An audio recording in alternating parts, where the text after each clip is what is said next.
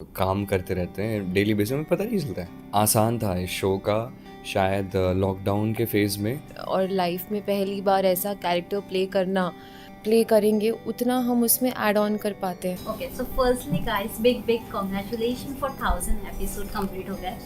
कितना एक्साइटमेंट है, celebration is on from last night, क्या बोलना चाहोगे? हमसे कहीं ज़्यादा हमारे फैंस जो भी व्यूअर्स हैं राधा कृष्ण के, वो बहुत ही एक्साइटेड हैं और इतने पोस्ट डाल रहे हैं कि हम अपने टैग्स में जाते हैं, आई थिंक पूरा टैग लिस्ट ही भरा होता है। तो उससे ज़्यादा हमारे अंदर भी बहुत एक्साइटमेंट है obviously.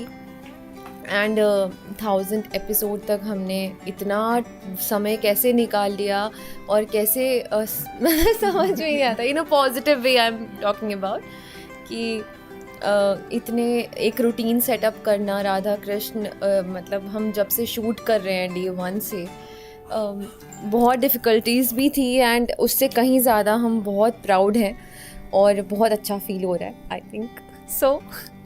Yes, definitely. It's a big achievement for the entire team, the show, and it has been possible just because the viewers, our fans, Radha Krishna के जो supporters हैं, जो इस शो को पसंद करते हैं, प्यार करते हैं, उन्होंने हमेशा प्यार किया है इस शो को। उस चीज़ की वजह से ये शो चल रहा है। 1000 एपिसोड्स का ये माइलस्टोन क्रॉस किया, आई थिंक सो।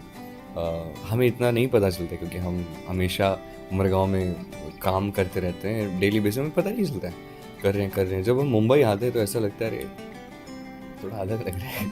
तब हमें पता चलता है कि बहुत टाइम हो गया है उमरगांव में रह के, हम करते जाते हैं। And I think so you know हमारे फैंस भी through thick and thin, there been people who been standing by us and loving and trying to really give us positivity in all aspects, and we are thankful for that क्योंकि हमेशा हम शायद नहीं रहे होंगे successful हर एक viewer को वो चीज़ देने में जो वो देखना चाहते हैं शो में, बट हमने हमेशा कोशिश की और इस कोशिश के लिए कुछ लोग हमेशा स्टैंड लेते हैं, जो चीज़ बहुत स्पेशल है। एंड ये बहुत बड़ी बात है, आई थिंक सो।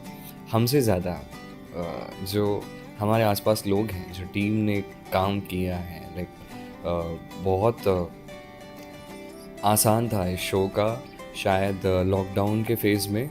बहुत सारे शोज़ ऑफ एयर चले गए थे और एक बार मैंने भी ऐसा सुना था कि शायद हमारा भी शो ऑफ एयर जा सकता है, बट उन सब में से जिस हिसाब से सब चीज़ें संभाल के पूरी टीम ने यहाँ तक लाया, I think so that deserves an applause. Nitin ji, Siddharth sir, Rahul sir, तो we know that they are behind everything, but जो लोग हैं, नितिन सर हैं, the way he handles everything, I think so वो स्पिरिट है उनमें, दैट्स स्पेशल। जब भी हम कृष्णा की बात करते हैं तो सबसे पहले सौरभ राज जी नाम आता था। वो एक फेस जो था वो लोग के दिलों में बैठ चुका था। Now whenever we talk about the Radha Krishna और द कृष्णा, तो सबसे पहले आपका नाम आता है। To break all this stuff कितना मुश्किल था आपके लिए, बिकॉज एक इमेज ऑफ ऑडियंस के दिलों में बैठ जाता है, तो उसको तोड़ना भी आसान नहीं है। Thanks for saying that, but I never thought about it in that aspect कि इन्होंने इमेज बनाई है या इनकी बनी है। आई थिंक सो ये सभी पोर्ट्रेल्स हमेशा स्पेशल ही रहेंगे। आज भी मैं खुद उठा के नीतीश सर का देख लूँ या सौरभ सर का देख लूँ, मुझे अच्छा ही लगेगा। And I think so it's just about portraying the beautiful character beautifully, and I think so all I had in my mind is that I have to try my best, because people, like every single person around me will deeply be affected by how I perform, right? Radha Krishna में अगर कृष्ण का performance अच्छा नहीं हुआ तो नहीं अच्छा होगा। एंड मेरे लिए भी लाइफ में इतनी अपॉर्चुनिटीज़ आसानी से मिली नहीं है, तो मैं भी कोई अपॉर्चुनिटी वेस्ट जाने नहीं देता आसानी से। तो बस मैंने वो कोशिश की है और लोगों ने प्यार दिया है, तो शायद उस चीज़ की वजह से आप ये कह रहे हो। But for me all the portrayals of Krishna were beautiful, like for me I can't compete with them at all. I think so they are far more superior and special to me because I've watched them since I was a child, so I never had this thing, and I never think I can do anything that will bring anybody's image. I think so they've created something which is much more special. Like I like watching it.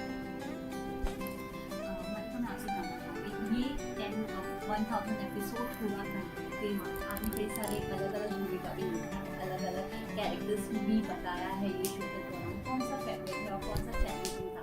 I think most favourite हमेशा राधा ही रहेगा, and उसी के ही अलग अलग रूप हमने निभाए हैं। और यही कहूँगी कि उनके साथ बहुत मुश्किल है डिफ़ाइन करना। आई डोंट नो कि अपने जो सॉन्ग्स लिखते हैं और जो अपने कृष्ण ज्ञान लिखते हैं वो कैसे शब्दों में हर चीज़ को जाहिर कर लेते हैं। It's very It's difficult. not easy. मतलब एक टाइम पे कभी 4, कभी 6, कभी 10 ज्ञान हम एक साथ शूट कर लेते हैं, तो पूरी ऐसी स्क्रिप्ट आती है। बट मुझे सिर्फ याद करना है, जाके परफॉर्म करना है, राइट? उन्हें सिर्फ शो करना है। ये सोचना ये बिल्कुल आसान नहीं है। हमारे विनोद जी हैं और काफ़ी सारे स्क्रिप्ट राइटर्स हैं जो हमेशा इस चीज़ का ध्यान रखते आए हैं। एंड इट्स नॉट लाइक कि आपको वो सब चीज़ें आती हैं, आप मन से बना सकते हो, नहीं। You have to really write something that makes definite sense, और जो सबको इतनी आसानी से पता नहीं है लाइफ में, राइट? वो उस टाइप का, उस लेवल का विजडम होना चाहिए। तो वो पता करना, उतने ग्रंथ पढ़ना, उसमें से सीखना, उसमें से लिखना, and there is a time span कि आप इस ज्ञान का इतना इतना टाइम स्पैन होना चाहिए। तो उस टाइम स्पैन में वो फिट भी होना चाहिए। तो वो सब चीज़ें फिगर आउट करना it's never easy, but I think so it's commendable from their side. आपका कौन सा चैलेंजिंग वाला रोल था अगर आप बताना चाहो? बस मैंने एक स्पेशली मुझे अगर एज अ ऑडियंस पूछा जाए तो मुझे जब आपने एक बुढ़ी माँ का एक किरदार लिया था शो में, दैट वो वाज मैं था। सुमेध। राधा कृष्ण एक है, पर हम दोनों एक्टर्स अलग हैं। वो सुमेध ने लिया था। क्या नाम था उनका? अच्युता देवी। या सो बहुत चैलेंजिंग था। वो मैंने नहीं लिया था, वो सुमेध ने लिया था। तो हम जब And, मिलते थे ना उस टाइम पे, तो मुझे बहुत मज़ा आता था। मैं जिनसे भी मिलता था, क्योंकि उसकी प्रोसेस बहुत ही यूनिक थी। मज़ा आ गया था उस प्रोसेस के टाइम पे। तो मुझे बताया गया था कि हम ऐसा कुछ सोच रहे हैं, तो मैंने कहा कि ये किरदार थोड़ा ओल्डर एज होगा तो और अच्छा लगेगा, एंड उसमें हम थोड़ा वैसा दिखाएंगे, you know.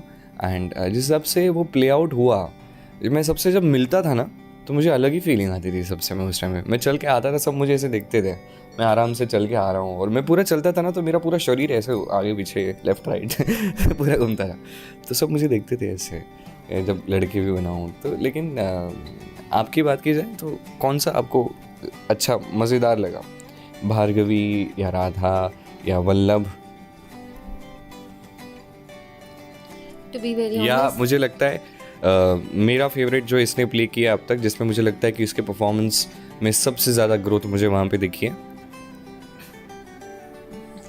Lakshmi.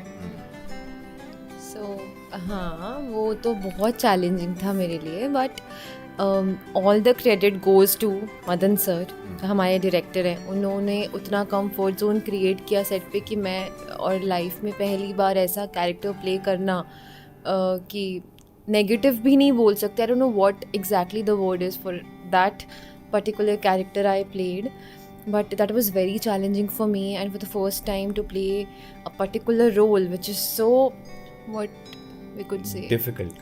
so very difficult, and वो बहुत अलग था मेरे लिए। बाकी सब मैंने तो सोचा ही नहीं था कि ऐसा कुछ परफॉर्म मतलब कभी कर भी पाए। शांत सी, इतनी भी शांत नहीं है, बट यूजुअली उसका नेचर हमको पता है कि शांत है। वो ऐसी तो वो नहीं है। तो अब तक वो पोर्ट्रे कर रही थी जो उसमें ही कहीं हैं। अब ऐसा कुछ पोर्ट्रे कर रही जो उसमें एग्जैक्टली नहीं है। वो डेली बेसिस पे कभी वैसे बात नहीं करती, जो उसके लिए काफ़ी नेचुरल था। तो ये थोड़ा उसके लिए आई थिंक सो डिफिकल्ट था, बट अच्छा था।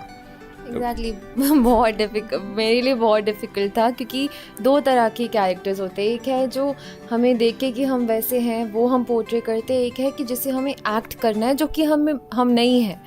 तो वो बहुत डिफ़िकल्ट था मेरे लिए, और मैंने बहुत कुछ सीखा, बट अगेन मैंने उसको बहुत दिल से फ़ील किया है, और मैंने पूरी कोशिश की है कि वो भी जो है एग्जैक्टली वो किसके लिए आई हैं उसको मैं जस्टिस दे पाऊँ उसको पोर्ट्रे करके. So I give my 100%. I feel somewhere proud. I think You should. That's yeah, for playing that particular character. As an actor आप बेसिकली आपने पर्सनली आप दोनों ने अपने एक्टिंग में कितना ग्रोथ देखा है, कितने सारे चेंजेस आप दोनों ने देखा है? आई थिंक सो. देखिए बहुत इम्पोर्टेंट होता है जब आप परफॉर्म करते हो. तो एज एन एक्टर मैं अपनी अगर बात करूँ, appreciation firstly audience, second appreciation. दो चीज़ें जब होती हैं तो आपके अंदर के पैशन को और बूस्ट मिलता है.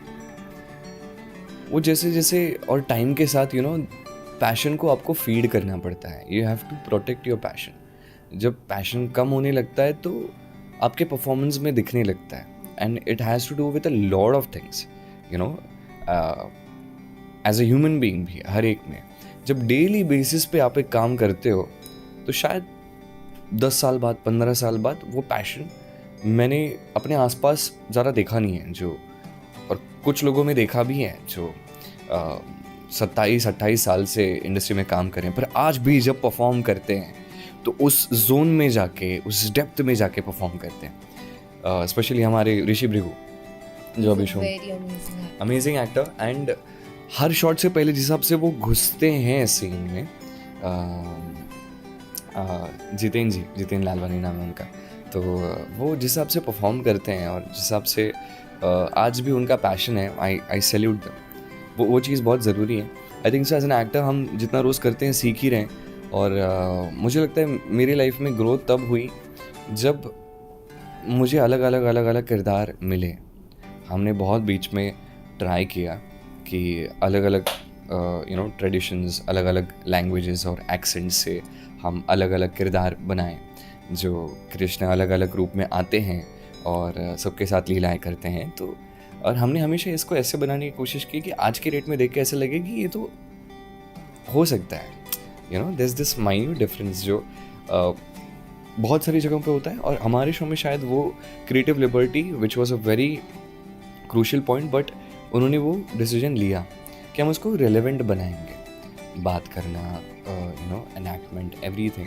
And I think so that was something which boosted me as an actor.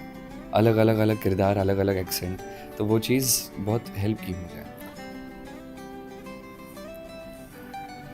What was the question? मैं कि इनकी आपकी जवाब. एक्टिंग में कितनी ग्रोथ हुई आपको क्या? पर्सनली आपने कितना महसूस किया एक्टिंग में कितना ग्रोथ है? आई थिंक मैंने personally, if I be very honest, मैंने कभी एक्टिंग पे फोकस नहीं किया apart from playing that Lakshmi character. नहीं किया है, और जो आया है नेचुरली आया है. मैं जितने भी व्यूअर्स हैं वो भी जानते हैं कहीं बाहर अप्स एंड डाउन्स आते हैं, और एक्टिंग में भी कई बार मैं 100% नहीं दे पाती थी, और कई बार, और वो ना जो भी आया है आई थिंक एफर्टलेसली आया है. एक्टिंग में अगर सही मायने में बोलूँ तो मैं अभी भी एक्सप्लोर कर रही हूँ, मैं सीखी नहीं हूँ पूरी तरह. एंड जितनी दुनिया आई थिंक हम देखते हैं उतना ज़्यादा हम जो भी किरदार जीवन में हम प्ले करेंगे उतना हम उसमें ऐड ऑन कर पाते हैं.